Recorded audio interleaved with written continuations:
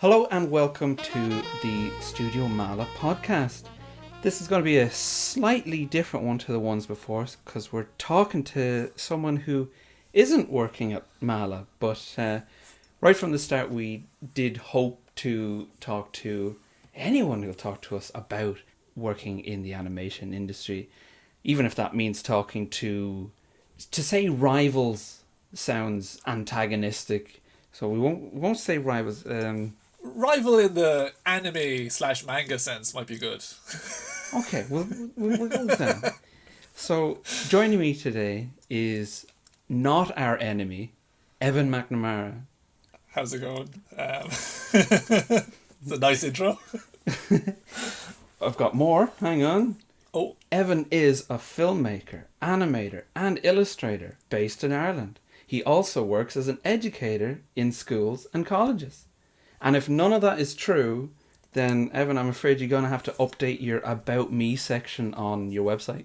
I will. And actually, I do have to update it because I'm mainly teaching at IDT, but now I will also be teaching at NCAD.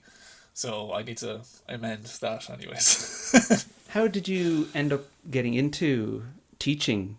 Well, my grandmother's a teacher, and my mother actually used to do a lot of substitute teaching as well. So we kind of have teaching in the family, so to speak. But it's a nice way, I find, when I'm working, especially if with an animation, because animation is such a subjective medium. If you're only doing it yourself and then you're outputting whatever it is, you don't necessarily really look back through the processes you applied in order to communicate those processes to someone else, unless you're in a supervisory position or like a lead position where you're trying to like maintain everything on style. So teaching kind of helps a lot with reframing your work so that other people can approach it in a different way, and it's like a two-way street as well, because you can show someone how you did something and then they'll go away. They might half forget what you did, or they might get carried away doing their own thing, and they come back with doing something completely different, and it kind of just opens your eyes a bit. Yeah, and I suppose through breaking down what it is you want to impart on others, you're going to have to ask yourself, okay, wait, well, what on earth am I doing? And that's bound to help you as well, yeah. Or it could like create an existential crisis, but that's part and parcel of it. Well, I mean, it'll be one of those two things, so you might get lucky. And you're also a co-founder of Matchbox Mountain with Pádraig Fagan. Tell me about Matchbox Mountain. So we just founded just at the start of this year, in the throes of a pandemic. It's a nice fun time to start an animation studio. We had previously founded Paper Panther Productions with Carol Freeman, and we spent most of our time with Paper Panther working on short form projects like Screen Ireland films or some other kind of quite short turnaround kind of commercial projects. But for Matchbox Mountain, we're focusing, myself and Pádraig, we're focusing on more long form, so a series, feature, and to kind of build up things a little bit better, because if you're trying to like make a business based on shorts, you can't, because shorts just take so long, and there's so much of a latency between where you need to be versus how the finances are, and then you're kind of always paying something ahead of being like ahead of financing, versus if you're in TV production, you do tend to get a drawdown for production at the start. So little things like that to try and massage things a bit better so that we're not working all the time and we can manage the workloads easier then, and hire in people and all this kind of stuff properly. From looking at the work that Matchbox Mountain has done so far, it seems so varied. There's not really two projects that are Matchbox Mountain so far, at least, seems to have gone for something new each time, and I imagine that brings difficulty in terms of, because of your creativity.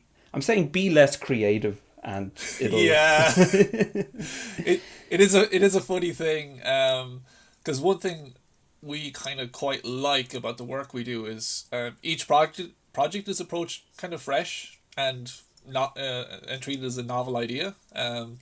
So we don't try to really recycle visual motifs and like designs or that kind of thing too much. The certain amount that you do, just because of the medium you're using or the software you might be using, or the certain things that will skew you towards making things a certain way.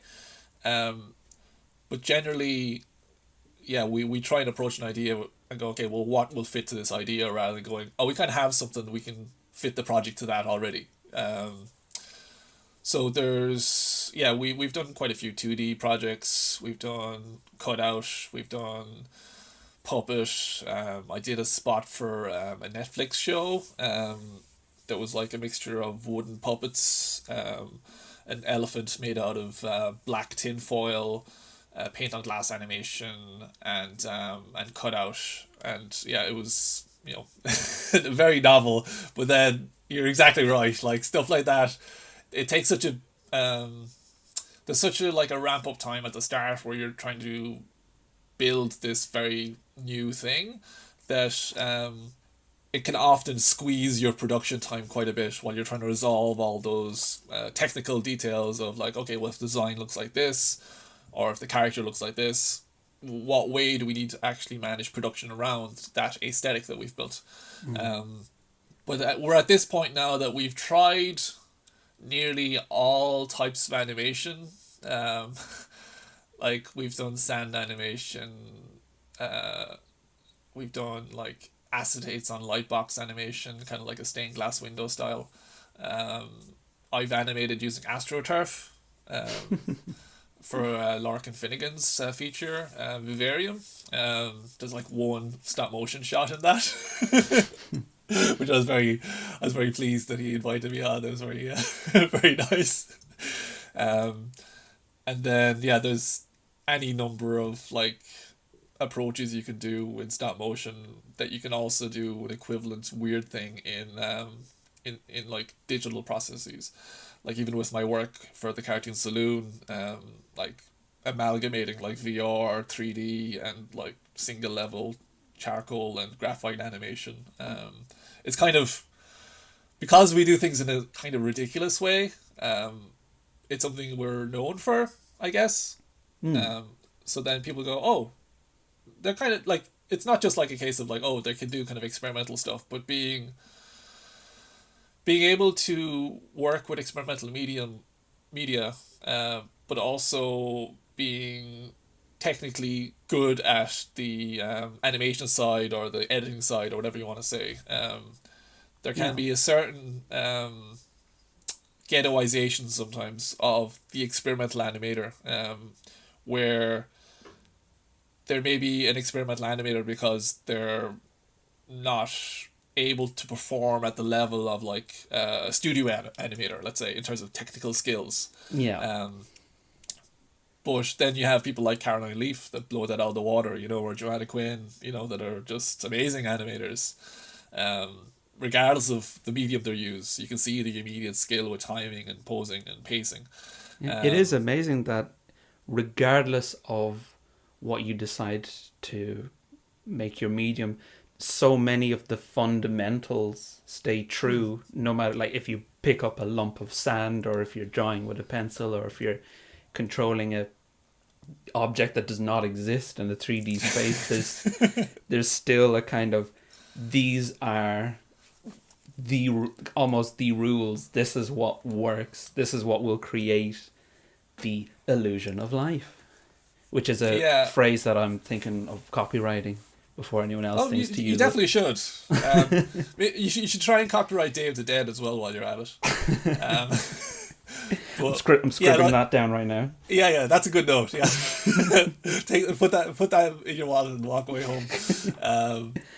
There's certain kind of universals that translate, but there's also like some things that don't quite. Like if you're working, say, graphically, because I know like Studio Meala, they do a lot of 2D work, like, and quite stylized 2D work as well.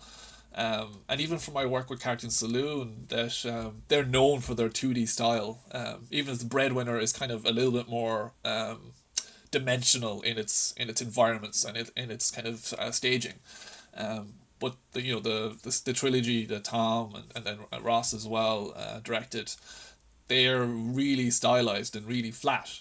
So there's certain things you can do really well with 2D animation, whether that's like sand, cutout, like hand drawn, or whatever other combination of medium you want to use. That's more like on one plane. You can have a huge control of the graphic construction of the image, that you don't necessarily have the same ability to fine tune if you're working with more three-dimensional forms, especially if you're moving a camera, because it breaks that graphic unity of the image. But then you have the photographic elements to work with then, whether it's depth of field, or even in terms of the textural detail of materials if you're working in like 3D, or in actual practical builds as well. So they're each kind of, you can kind of take a bit from one and borrow it and bring it to another medium as well, like, and that's kind of what interests me about dipping between all these different styles. You can kind of enrich your overall practice that way. And what originally drew you to the mixed media approach? I was a very messy kid, I guess, for lack of a better term. My aunt is a ceramicist, and she's a teacher as well, actually. We used to always get clay from her, and my mother used to do like crafts projects with us. And I had an uncle that would he'd draw tractors for us, when we were really young.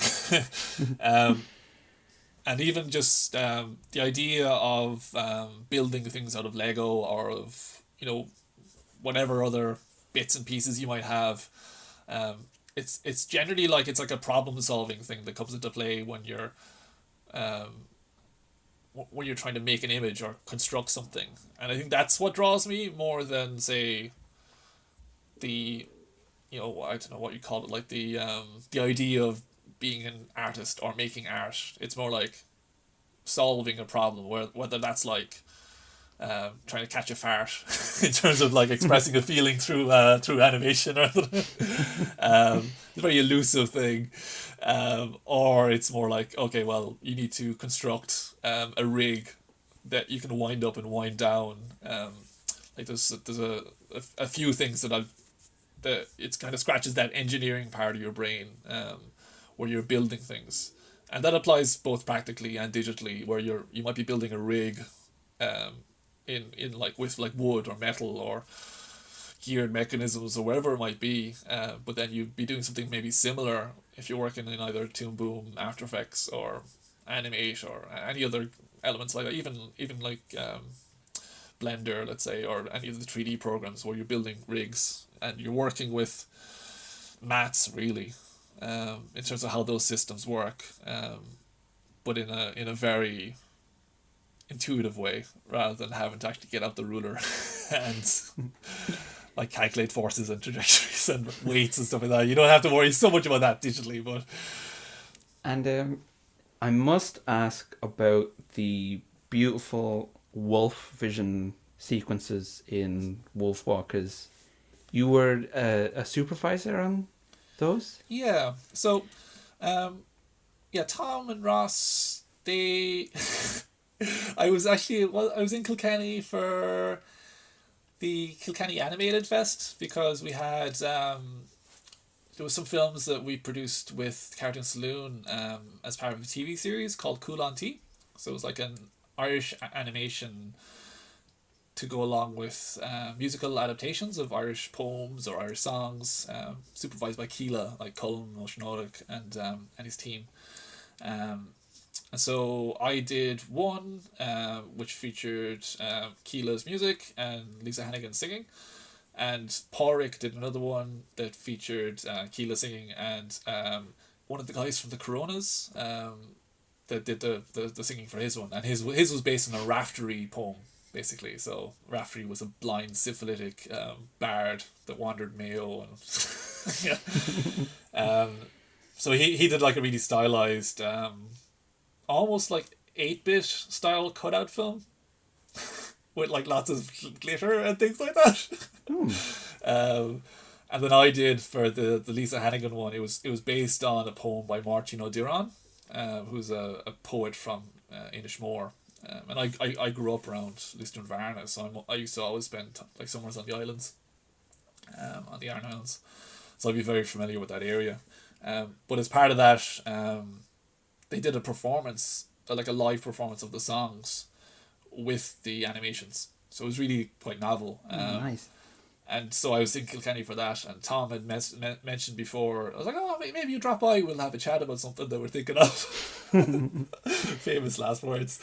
Were you, when working on that, were you going in with really specific direction, or were you able to back and forth what you would like to approach it with? Or so the Wolfvison, how it was pitched to me was like Tom and Ross, they showed me a clip of a GoPro that had been like attached to a golden retriever that just runs towards the beach. So it's like, I've seen that clip, and I think it's Always Sunny in Bailey's World, it's called, or something like that. it will cheer you up at any time.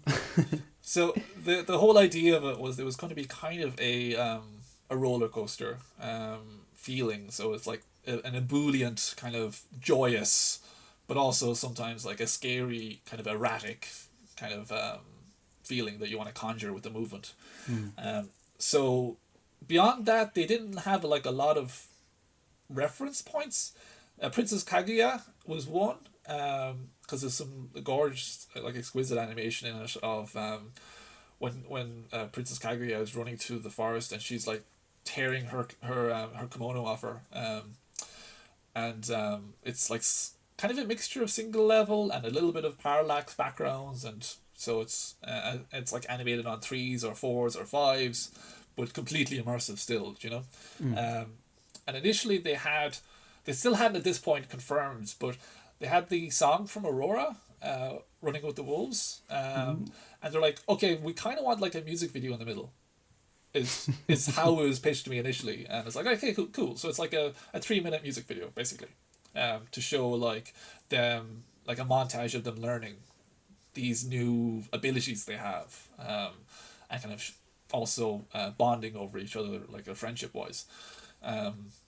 So we kind of had those baselines to begin with, but when it came into production, it actually turned out that having Wolfvison there but not necessarily exploiting it throughout the film kind of felt weird. Like it was like a misstep. And like there's something great about the way like Tom and Ross work is that they're constantly like doing like micro adjustments based on how the project is feeling. I mean, that's the ideal from a production standpoint, you know, in terms of you want all the plan done and everyone following the plan from the exact start. But it is very responsive to all of the things going on in production. So you can kind of go, yeah, based on this, we can adapt. And I think we need a funny talking cat. Yeah. Well, Tom was coming up with some ideas near the end, and Ross did have to shoot him down a few times. But we never know. We could have had that Oscar, you know. But yeah, there's a few beats where Wolfvison comes in early on near the start, and the whole idea is that it's kind of like hinting at this other world. So then, when Robin eventually gets bitten and becomes a Wolfwalker herself, that there is an anticipation that something like that's going to happen, but hopefully that we would wow them with what we'd achieve on screen. So one thing that happened because of it no longer being like a discrete, self-contained sequence or like a music video in more abstract sense, like I'd liken it to the I Just Can't Wait to Be King sequence from The Lion King, where it's very stylistically different from all the other bits, even the other musical elements, like what's the Scar piece in the with the hyenas. You know, you're talking about the animated original. Oh, And it was. Is there and another and one? not the live action version where I Just Can't Wait to Be King looked the exact same as Yeah, everything else in the film. but Sorry, go on. that's a healthy aside. But yeah, there's certain things like because it had to fit with the assembly. So you're cutting from, say, non-Wolfvison to Wolfvison, then back to non-Wolfvison. So you have to try and mediate that. It's almost like a shock as such when you're using different visual languages intercut, where you need to have a little bit of a buffer zone to allow the audience to follow along rather than it disrupting the flow. So because of that, we kind of ended up leaning more towards the kind of doing like a moving camera version of the actual standard style in the film. So that meant that it would flow better with everything happening on screen, and you could follow. Okay, well, if it's cutting from this to that, you know that's the same character, that's the same location, the same amount of plates on the table or whatever it might be. So there's certain kind of continuity things that help to lock stuff down. Then really it was just pinning down how much the camera needed to move. I did some tests, and there's a few videos online. One pretty nice one that the guys at Insider edited based on an interview I did with them. If you look at I think it's I could send you a link to it, but they do a nice little breakdown based on the clips I sent them and prepped for them. But they you're kind of working with a few ranges of motion. So it's okay, you have static plates that maybe move in parallax as a baseline for how much movement there is in the backgrounds. And what we would do for those shots is we would have each individual layer rendered as a boil. So you'd have like a 6-frame boil. And then we would composite them together, and then we would do the camera work digitally. And then there is the more kinetic scenes where things are moving towards the camera, they're turning, they're looking around. And for those ones, we actually built like 3D sets. Some sets were more dioramas. It really just depended. We tried to not spread ourselves too thin, building everything. What we did first was we built a very simple path. We moved the camera through it to lock down the camera work, and then we built whatever was visible along that path. So it was really slimmed down. So there's a lot of stuff like that we did. One thing that happened though, because we had Wolfvison scattered throughout the film, we couldn't necessarily reuse a lot of sets. We kind of did a little bit with the forest because we can kind of reposition camera and adjust things around. But then a lot of things are very specific about the shape language in different areas of the forest. And, it just meant that we were doing a lot of building. And for the first, I think, 9 months, it was mainly me working on my own. So again, piloting, testing, and trying to achieve an effect that that kind of ticked the box for Ross and Tom, while also still lining up with what was happening with the background department and the character department in terms of how they're interacting with each other. And again, one of the main issues of translating a very 2D stylized film where they're using flattened, almost cubistic construction of the planes, is how do you translate that to 3D, and then how do you, the mushrooms, how do you draw a mushroom that's basically a blob with a stick on the bottom, and you can see the underside and you can see the top of it as well at the same time. How do you do that in 3D? All this kind of stuff. So one thing that happened while we were kind of figuring things out is I worked with VR first to build 3D sets, because VR is very quick. So we worked with Oculus Rift and a program called Medium, and from that then I got the camera in, started moving the camera around, showed it to the guys, and they were like, cool, yeah, I think that's kind of what we want in terms of activity levels. I was kind of thinking, okay, maybe there's some scenes that we will end up doing actually single level, or maybe there's some scenes that will be fully 3D, or some scenes that will just be a textural boil or something like that. We didn't actually end up, kind of. Like, we didn't end up doing any full just 2D scenes myself. Emmanuel Asquier-Bossat, he did one of the hearing vision sequences. It's like a really standout bit in the Running of the Wolves, where the rabbit, you see the rhythm of the sound of the rabbit's feet hitting the ground, and then the rabbit forms out of like the sound shapes and starts running through the woods. But I wasn't necessarily involved in the animation of that, because Emmanuel just flew away and he did a great job. Then there was basically Blender came up as an option to start building things, because VR is okay for getting rough stuff on, but it's not the most easy to have like control over shapes and designs. But since the Wolfwalkers, it had such a specific art direction and such a specific art style for the backgrounds and shape language they were using, Blender was much easier to make it coherent with the rest of the film. So then we brought it into Blender, and at that point Blender had just made public their grease pencil add-on, which allows you to draw in 3D space basically in the scene. So that allowed me to build quite a rough, a very, very, like, don't ever look at my typography in the Blender files for the Wolfwalker stuff. But I built a very rough typography of forests, and then it allowed me to embellish that with the linear, like, hand-drawn style using grease pencil. So I would, do the mark making of the tree bark, or if there's certain things like plants that need to be a little bit squigglier, which is a very technical term. Like a lot of the wood stuff, it's about the indistinct boundary between elements, while in the town everything is rigidly defined, and it's, everything's almost like a cage within a cage within a cage. But in the woods everything's a little bit indistinct. Even how they coloured it, they use like a lot of watercolour, but they actually just had a separate team doing the line art, and it was very loose in terms of how they're integrated, and similar to the way the characters have certain, like almost like an offset print style to how the character fills are and the lines are, like they don't quite sit on top of each other.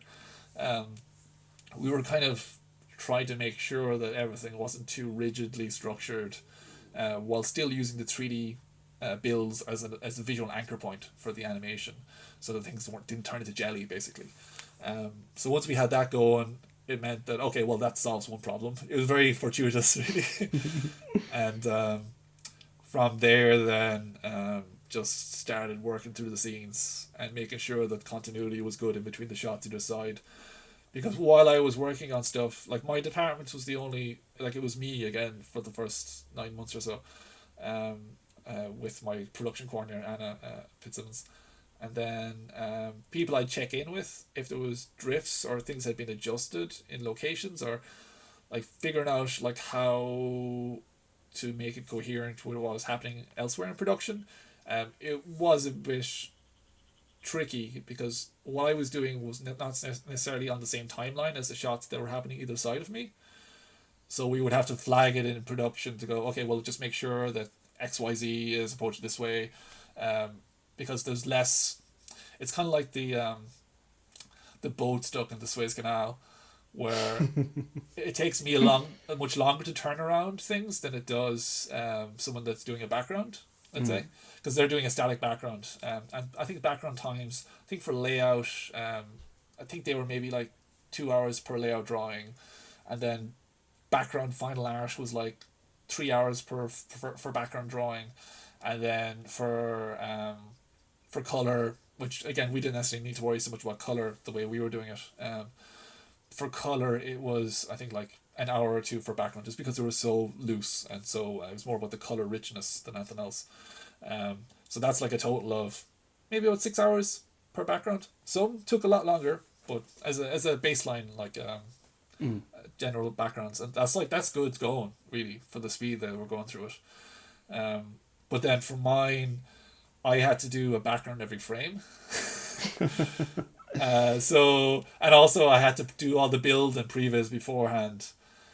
So if there was a continuity thing like, we've actually cleared the table now, so there's no more like jugs or whatever on the table for that scene.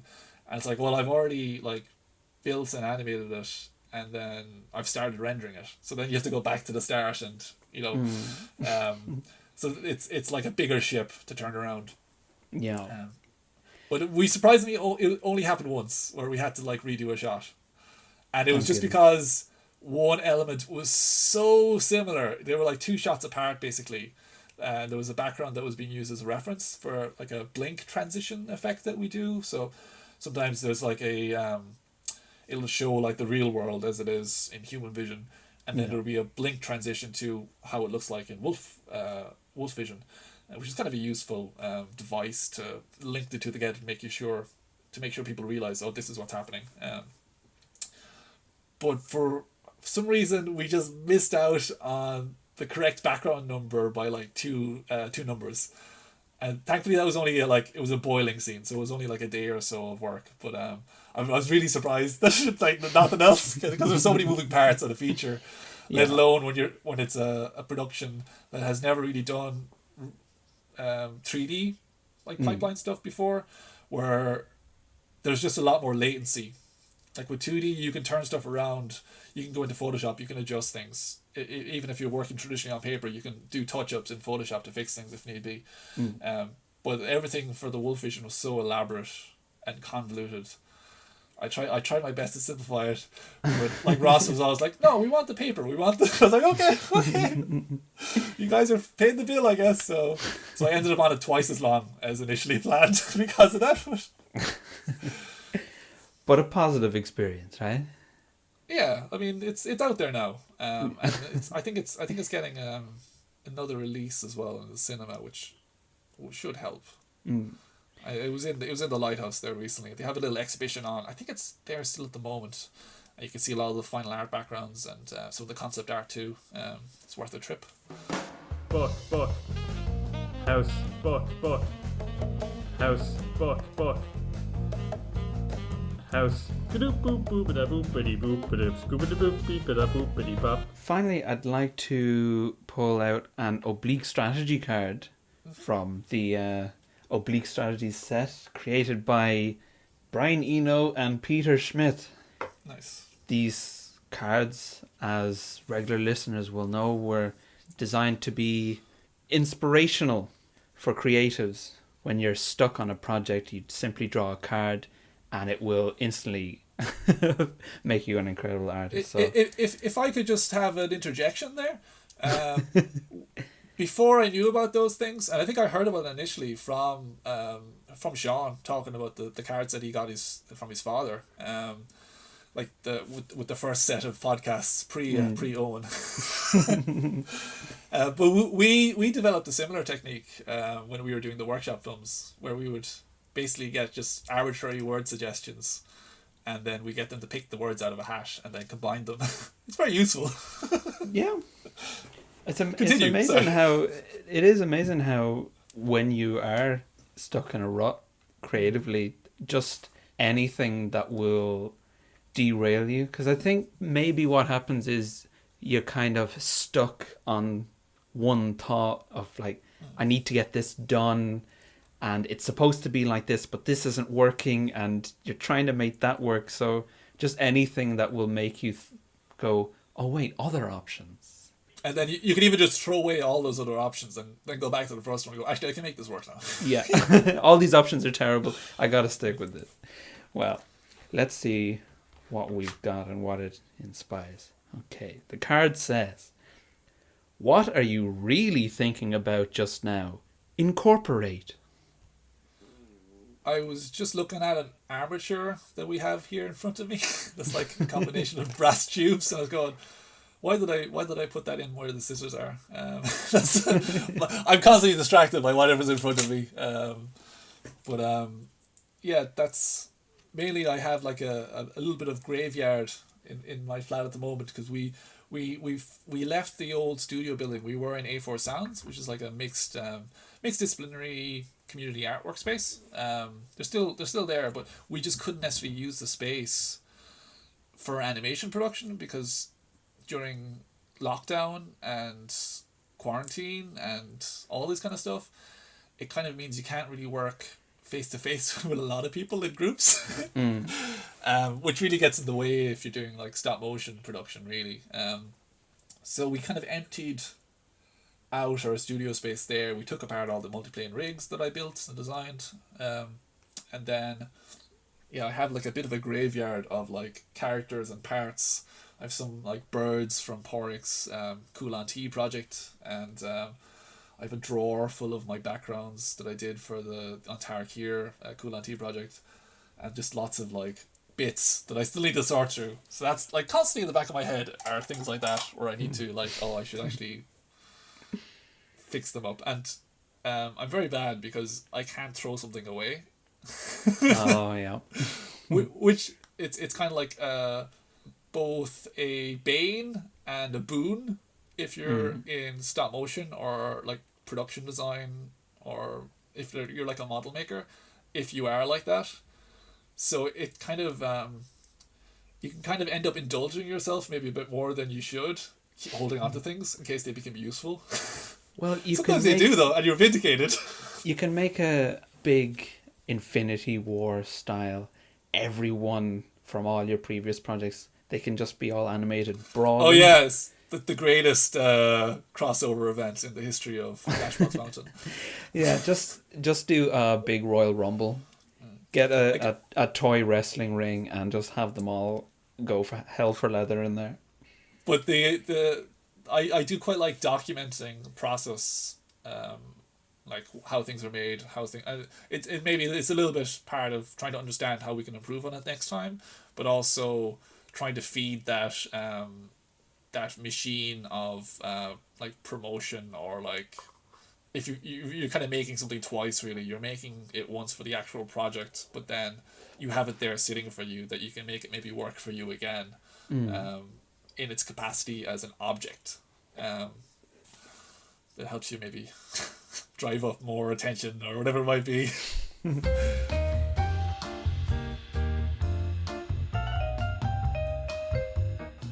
Well, Evan, you've been very gracious with your time. We've gone a lot longer than I usually do, but I've just been having having such a genuinely nice chat. All the previous guests, please don't think I wasn't having a genuinely nice chat. Okay, oh God, I've made a mess of it right at the end again. I'm sorry, Evan. I need to just get out of here. But yeah, I have done talks that were like ran over by like 3 hours before, so like don't feel bad. It's mostly me. It's not you. No, it was all interesting stuff. Thank you very much for speaking to me in the Studio Meala Podcast. Cool. And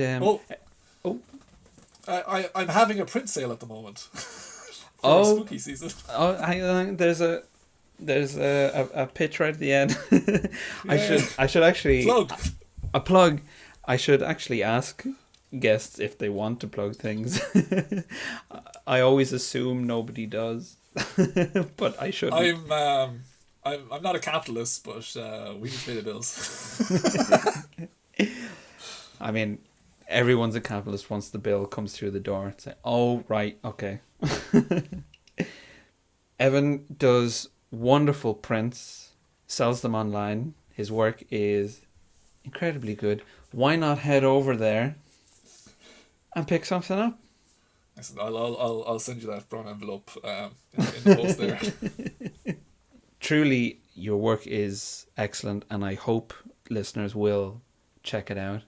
But Evan, again, thank you so much for joining me. Everyone, please check out Matchbox Mountain, and we're looking forward to seeing what you do next. Excellent. Yeah, hopefully we'll actually get to see real people in person again soon. Oh yeah, that'll be nice as well. Definitely. Thanks again.